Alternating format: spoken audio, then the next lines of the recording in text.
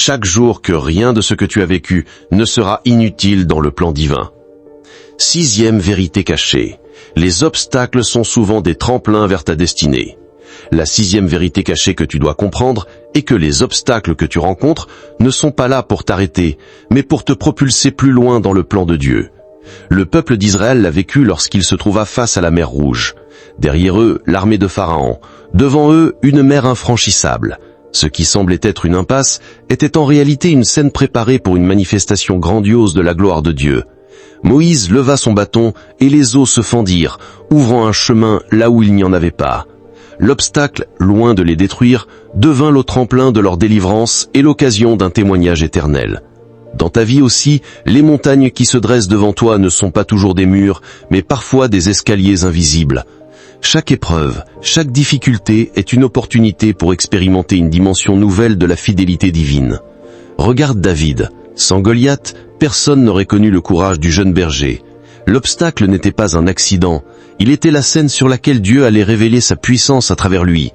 De même, dans le Nouveau Testament, la tempête qui menaçait de submerger les disciples sur le lac fut le cadre choisi pour que Jésus démontre son autorité sur les vents et les vagues. Ainsi, au lieu de voir l'obstacle comme une fin, considère-le comme une passerelle. C'est dans la résistance que se développe ta foi. C'est dans la confrontation que ton appel s'affermit. Les obstacles ne sont pas là pour t'anéantir, mais pour t'élever, et souvent, ils ouvrent les portes vers des territoires spirituels que tu n'aurais jamais explorés sans eux. Souviens-toi de cette vérité. Chaque obstacle est un tremplin divin qui prépare ton témoignage et affine ta destinée. 7e vérité cachée. Ce que tu perçois comme une rupture est souvent un repositionnement divin. La 7e vérité cachée que tu dois comprendre est que les ruptures de ta vie, qu'il s'agisse d'amitiés perdues, de relations brisées, de projets avortés, ne sont pas toujours des malédictions. Elles peuvent être des repositionnements orchestrés par Dieu pour t'aligner sur ton véritable appel. Souviens-toi de Paul et Barnabas. Leur séparation, qui aurait pu paraître une défaite ou une division malheureuse, permit en réalité l'expansion plus rapide de l'Évangile, car 2 équipes missionnaires se mirent à parcourir le monde au lieu d'une seule. Ce que l'on voyait comme une cassure fut en fait une multiplication du témoignage.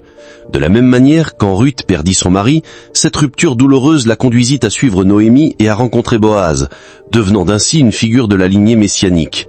Derrière la douleur de la séparation se cachait une direction céleste. Dans ta propre vie, les ruptures que tu ne comprends pas peuvent être des mains invisibles qui t'éloignent de ce qui limitait ta croissance. Dieu sait ce qui t'empêche d'avancer, même si toi tu ne le vois pas encore.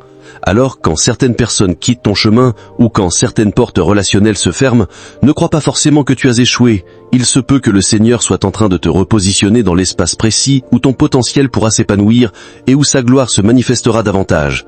Ce que tu appelles perte est parfois un réalignement divin. Accepte cette vérité. Dieu ne retire jamais sans raison. Quand il coupe, c'est pour greffer ailleurs. Quand il déplace, c'est pour mieux planter. Chaque rupture devient donc une étape dans ton repositionnement vers la mission qu'il a préparée d'avance pour toi. 8e vérité cachée. Les promesses de Dieu passent toujours par une période de préparation. La 8e vérité cachée que tu dois comprendre est que toute promesse divine exige un temps de préparation avant de s'accomplir. Dieu ne confie jamais une bénédiction sans d'abord préparer ton cœur et ton caractère à la recevoir. David reçut l'onction de roi, alors qu'il n'était encore qu'un adolescent gardant les brebis de son père. Pourtant, il fallut des années de fuite, de combat et d'humiliation avant qu'il ne s'assoie enfin sur le trône. Ce délai n'était pas un oubli, mais un processus de formation. Dieu transformait le berger en roi, le jeune garçon en leader capable de porter le poids de la royauté. De la même manière, Joseph reçut en songe la vision de sa destinée, mais il dut passer par la trahison, l'esclavage et la prison avant de voir s'accomplir la promesse. Ce temps de préparation fit de lui non seulement un gouverneur puissant, mais un homme sage, humble et compatissant. Les promesses de Dieu ne se hâtent jamais, car elles ne visent pas seulement à bénir ta vie, mais à glorifier son nom. C'est pourquoi il prend le temps d'émonder, de corriger et d'affermir ton caractère. Si tu reçois une promesse et que tu ne passes pas par ce temps de formation, elle risque de devenir un fardeau plutôt qu'une bénédiction. Le temps de préparation est donc une grâce cachée, t'empêche d'échouer dans la promesse et t'équipe pour en être digne. Ne désespère donc pas si tu es encore dans l'attente. Le délai ne n'annule pas la promesse, il l'affermit. Comme une graine enfouie dans la terre, la promesse a besoin d'une saison de maturation avant de germer et de porter du fruit. Cette vérité cachée nous rappelle que Dieu ne se contente pas de préparer la bénédiction pour toi, mais qu'il prépare toi pour la bénédiction. 9e vérité cachée. Les épreuves révèlent la profondeur de ta foi plus que les bénédictions. La 9e vérité cachée que tu dois comprendre est que la véritable mesure de ta foi ne se manifeste pas dans les moments d'abondance, mais dans les temps d'épreuve. Quand tout va bien, il est facile de louer Dieu, de proclamer sa fidélité et de marcher avec assurance. Mais quand les vents contraires se lèvent, quand les prières semblent rester sans réponse et que les portes demeurent fermées, c'est là que la solidité de ta foi est éprouvée. Pierre compare cette réalité à l'or qui doit passer par le feu pour être purifié. Première épître aux Pierre, chapitre 1, verset 7. Sans le feu, l'or reste mélangé à ses impuretés. De même, sans les épreuves, notre foi demeure superficielle. Regarde Abraham, sa foi n'a pas seulement été prouvée par la promesse reçue, mais lorsqu'il dut offrir Isaac sur l'autel, croyant que Dieu pouvait même ressusciter son fils s'il le fallait. Job aussi démontre cette vérité. Dépossédé de tout, il a proclamé « L'Éternel a donné et l'Éternel a ôté, que le nom de l'Éternel soit béni ». Job, chapitre 1, verset 21. Sa foi ne dépendait pas de ce qu'il possédait, mais de celui en qui il croyait. Les épreuves, loin d'être des malédictions, sont des révélateurs. Elles montrent si notre foi est ancrée dans les bénédictions reçues ou dans le Dieu qui bénit. C'est pour cela que Dieu permet parfois ces moments de désert, afin que tu découvres la profondeur de ta confiance et que tu apprennes à marcher par la foi et non pas par la vue. Les bénédictions attirent notre gratitude, mais ce sont les épreuves qui affermissent notre confiance. Chaque vallée traversée devient un témoignage vivant que ta foi n'est pas un feu de paille, mais une lumière durable qui résiste au vent. Et lorsque tu en sors, ta foi devient plus précieuse, plus solide et capable de soutenir d'autres âmes en détresse. 10e vérité cachée. Rien de ce que tu traverses n'est vain, car Dieu recycle tout pour sa gloire. La 10e vérité cachée que tu dois comprendre est que Dieu ne gaspille jamais une seule saison de ta vie, même les plus sombres. Chaque épreuve, chaque perte, chaque silence est transformé en matériau entre ses mains pour édifier ton avenir et manifester sa gloire. Paul le dit avec puissance. Nous savons que toute chose concourt au bien de ceux qui aiment Dieu. Romains chapitre 8 verset 28. Le mot toute englobe les joies comme les douleurs, les succès comme les échecs. Rien n'est exclu de ce tissage divin. Regarde l'histoire de Jonas. Sa fuite, son désespoir et même son séjour dans le ventre du poisson furent utilisés par Dieu non seulement pour le ramener à sa mission, mais aussi pour sauver une ville entière. De même, tes erreurs ne sont pas la fin de ton chemin si tu les remets à Dieu. Il les recycle en leçons, en témoignages et en tremplins. L'apôtre Pierre, qui avait renié Jésus par peur, devint par la suite un puissant prédicateur qui annonça l'évangile avec courage, précisément parce qu'il connaissait la faiblesse humaine et la grâce restauratrice de Christ. Dans ta vie aussi, ce que tu sembles être un échec définitif peut devenir une force quand Dieu le prend en main. Rien n'est perdu dans son plan car il est le maître du renversement. Même ce que l'ennemi avait prévu pour ton mal peut être retourné pour ton bien et celui de beaucoup d'autres. Cette vérité cachée est un baume pour ton cœur. Tu n'as pas besoin d'avoir tout réussi pour que Dieu se serve de toi. Il suffit de lui offrir les morceaux brisés de ton histoire. Car le Seigneur excelle à transformer les ruines en temples, les cendres en couronnes et les blessures en canaux de bénédiction. Crois-le, rien dans ta vie n'est vain quand elle est placée entre ses mains. Après avoir découvert les principes et les vérités cachées qui montrent que tout arrive pour une raison, il est temps d'entrer dans la dimension pratique. La foi ne se limite pas à comprendre, elle appelle à agir. Voici les actes concrets que tu dois poser pour transformer cette révélation en expérience vivante dans ton quotidien. Premier acte de transformation. Apprends à remettre chaque saison entre les mains de Dieu. Le premier acte que tu dois poser pour marcher dans la conviction que tout a un sens est de confier chaque étape de ta vie, qu'elle soit joyeuse ou douloureuse, entre les mains de Dieu. L'Écriture nous exhorte, déchargez-vous sur lui de tous vos soucis, car il même prend soin de vous. Première épître aux Pierre, chapitre 5, verset 7. Tant que tu gardes le contrôle, tu seras tenté de croire que tes échecs ou tes détorts sont des hasards malheureux. Mais quand tu abandonnes ton calendrier, tes projets et tes attentes au Seigneur, tu ouvres la porte à sa souveraineté. Ce geste de foi n'est pas passif. Il exige une décision quotidienne de lui faire confiance, même quand tu ne comprends pas. Dans la prière, dans la lecture de la parole et dans l'obéissance aux petites directions de l'esprit, tu remets ton histoire dans ses mains. Considère Jésus à Gethsémane. Devant l'angoisse de la croix, il dit « Non pas ma volonté, mais la tienne ». Luc chapitre 22, verset 42.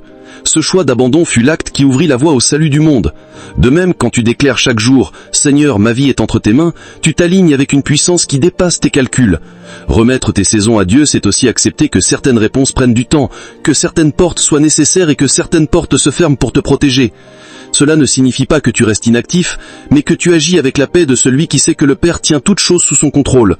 Cet acte de confiance te libère de l'anxiété et te donne la force de continuer à avancer, même dans l'incertitude. Quand tu remets tout entre ses mains, tu expérimentes que rien ne peut t'échapper car tout est déjà tenu par le Dieu fidèle qui dirige ton chemin. Deuxième acte de transformation, transforme tes blessures en prières de foi. Le deuxième acte que tu dois poser pour entrer dans cette vérité est d'apprendre à transformer tes blessures, tes déceptions et tes douleurs en prières de foi. Beaucoup de croyants gardent leurs cicatrices comme des prisons intérieures, les laissant nourrir l'amertume ou la peur. Pourtant la parole nous invite à présenter nos fardeaux à Dieu. Ne vous inquiétez de rien, mais en toute chose faites connaître vos besoins à Dieu par des prières et des supplications avec des actions de grâce. Philippiens chapitre 4 verset 6. Chaque blessure que tu portes est une matière première que le Seigneur peut transformer en témoignage, mais cela commence par l'offrir dans la prière. Au lieu de répéter ton amertume, proclame ta confiance. Au lieu de murmurer sur l'injustice, élève ta voix et déclare « Seigneur, je crois que tu feras concourir cette situation à mon bien ». Cette attitude ne nie pas la douleur, elle la transfigure. Regarde Anne, la mère de Samuel. Humiliée par sa stérilité, elle transforma ses larmes en une supplication fervente qui ouvrit le ciel et fit naître un prophète. De la même manière, Jésus lui-même, à la croix, transforma sa souffrance en prière et lorsqu'il dit « Père, pardonne-leur car ils ne savent pas ce qu'ils font ».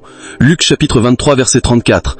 Ta prière dans la douleur devient donc une semence qui libère la puissance de Dieu dans ton histoire. Chaque fois que tu Dans ces moments, la pierre polie ne servait à rien. Elle était belle, mais inutile. Un jour, en fuyant une embuscade, Eliab trébucha sur un sentier escarpé. En tombant, la pierre rugueuse sortit de sa poche et heurta violemment une paroi. À sa grande surprise, elle fendit la roche, révélant une source d'eau claire qui sauva sa vie et celle de plusieurs voyageurs. De retour au village, Eliab comprit que la pierre rugueuse, celle qu'il avait méprisée, contenait une puissance cachée que seul le temps et l'épreuve pouvaient révéler. La pierre brillante, bien que belle, n'avait jamais rien produit d'utile. Alors son père lui dit « Mon fils, la vie est semblable à ces deux pierres. Ce qui te paraît beau et facile attire souvent ton admiration. Mais ce qui semble rugueux et inutile peut cacher la véritable bénédiction. Ne méprise jamais ce que tu ne comprends pas, car Dieu cache sa force dans les choses que le monde rejette. » Eliab garda cette leçon toute sa vie. Chaque fois qu'il traversait une difficulté, il pensait à la pierre rugueuse. Il apprit à remercier Dieu, même pour les saisons arides, car il savait qu'elle recelait une source invisible. Plus tard, il transmit cette sagesse à ses enfants en leur disant « Ne craignez pas les pierres rugueuses de votre chemin, car c'est souvent par elles que Dieu ouvre les sources qui désaltèrent vos âmes. » Ainsi en est-il pour toi. Les épreuves, les pertes, les retards que tu juges inutiles sont comme ces pierres rugueuses. Elles semblent pesantes, sans éclat, mais entre les mains de Dieu, elles deviennent des instruments de percée. Les bénédictions les plus profondes se cachent souvent derrière les épreuves les plus dures. Si tu apprends à marcher par la foi et à ne pas mépriser les saisons rugueuses de ta vie, tu découvriras que rien n'est inutile, car chaque pierre, même la plus rugueuse, peut devenir une source de vie éternelle. Après ce chemin parcouru, à travers les principes, les vérités cachées et les actes de transformation, il est temps d'esseller ce message devant Dieu. La prière est le lieu où les révélations deviennent vie, où la parole se grave dans ton cœur et ouvre un avenir nouveau sous sa main puissante. Prière. Éternel Tout-Puissant, nous venons devant toi avec humilité et reconnaissance. Tu es le Dieu qui connaît la fin dès le commencement, celui qui trace des chemins dans le désert et fait jaillir des sources au milieu des pierres rugueuses. Aujourd'hui, Seigneur, nous déposons devant ton trône nos vies, nos saisons, nos douleurs et nos espoirs. Seigneur, nous t'offrons nos blessures. Tu vois les cœurs brisés, tu entends les soupirs silencieux, tu recueilles les larmes versées dans le secret. Tu as promis dans ta parole, l'Éternel est près de ceux qui ont le cœur brisé. Psaume 34, verset 18. Nous croyons que nos larmes ne sont pas perdues, mais qu'elles deviennent des semences de joie. Seigneur, viens consoler ceux qui souffrent, viens relever ceux qui doutent, viens fortifier ceux qui chancellent. Nous t'apportons aussi nos pertes, Seigneur. Tout ce que nous avons vu disparaître, tout ce qui nous a été arraché, tout ce qui nous a semblé injuste. Mais nous proclamons aujourd'hui que derrière chaque perte, tu prépares une restauration plus grande. Comme tu as restauré Job en lui donnant le double de ce qu'il avait perdu, restaure nos vies au-delà de nos attentes. Mets dans nos cœurs la certitude que rien n'est perdu entre tes mains. Seigneur, nous t'apportons aussi les portes closes. Tu es celui qui ouvre et que nul ne peut fermer, celui qui ferme et que nul ne peut ouvrir. Pardonne-nous pour les fois où nous avons murmuré. Chaque verset du psaume 27 est une arme spirituelle. Quand tu déclares « Quand une armée se campait contre moi, mon cœur n'aurait aucune crainte », tu ne prononces pas de simples mots, tu engages le ciel tout entier en ta faveur. C'est pourquoi méditer ce psaume chaque matin n'est pas une simple habitude religieuse, mais un acte de puissance, une confession de foi, une stratégie de victoire. Souviens-toi de Moïse, debout face à la mer Rouge. Devant lui, les eaux infranchissables. Derrière lui, l'armée de Pharaon. Mais dans son cœur, une confiance inébranlable en la promesse de Dieu. Et la mer s'ouvrit. De même, chaque matin, tu peux voir les eaux de tes impossibilités se fendre si tu choisis de croire que Dieu marche devant toi. Souviens-toi de Daniel, qui ouvrait ses fenêtres 3 fois par jour pour prier malgré la menace. C'est cette communion fidèle qui lui donna le courage de tenir ferme dans la fosse aux lions. Toi aussi, par la méditation du psaume 27, tu ouvres tes fenêtres spirituelles vers le ciel, et Dieu envoie ses anges fermer la gueule des lions de ta journée. Souviens-toi de Jésus lui-même, qui se levait avant le jour pour se retirer dans un lieu désert et prier. Si le Fils de Dieu avait besoin de ce moment matinal dans la présence du Père, combien plus toi et moi devons-nous commencer notre journée avec la parole et la prière? Et je t'assure, jour après jour, tu verras la différence. Tes pensées seront transformées, ta foi affermie, ton courage renouvelé. Le psaume 27 deviendra ton chant de victoire, ton bouclier contre les flèches de l'ennemi, ta lumière au cœur de la nuit. Alors, que chaque lever du soleil soit un rappel de cette promesse. Je verrai la bonté de l'Éternel sur la terre des vivants. Et même si la nuit dure, même si les épreuves semblent longues, chaque matin, tu pourras redire « Attends-toi à l'Éternel, fortifie-toi, et que ton cœur s'affermisse. » Oui, attends-toi à l'Éternel. Laisse résonner chaque mot dans ton cœur. Tu verras que ce psaume n'est pas seulement une lecture, mais une rencontre. Tu n'écoutes pas seulement David, tu entends Dieu lui-même te parler. Peut-être traverses-tu une saison de peur,